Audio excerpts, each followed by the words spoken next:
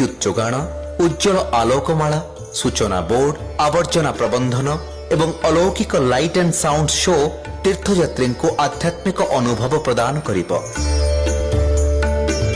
भक्तंक मन को शीतलता और परिसर को दिव्यता प्रदान लक्ष्य रे प्रकल्पर तृतीय पर्याय रे मंदिर निकटस्थ छोट बड़ पुष्करिणी विकास सह निर्माण हेबाकु थिबा शिशु उद्यान समीप अवस्थित जलाशयर विकास कराजिबो, जहा भक्त मानक आवेग सौंदर्य और स्वच्छतार धारा रे बांधि रखिबो। यात्रा सुगम हेले दर्शन सहज होई जाए, तेणु भक्तंक पई सुरक्षित यातायात सुनिश्चित करिबा लक्ष्य रे सड़क विकासर सुविस्तृत नक्शा प्रस्तुत होई अछि। जातीय राजपथ हेउ बा हरिचंदनपुर पटु हेउ अबा मंदिर को संयोग करुवा छोट छोट आभ्यंतरीण रास्ता गुड़िक नवीकरण कार्य सह भिड़ परिचालना निमंते जंक्शन गुड़िकर विकास कराजिबो। 59 एकर रे परिव्याप्त हेबो मां तारिणीक एही दिव्य विकास क्षेत्र।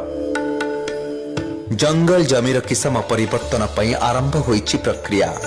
पुनर्वास और थैथान व्यवस्था माध्यम रे जमी अधिग्रहण करने को प्रशासन को निर्देश दिया जाइछि।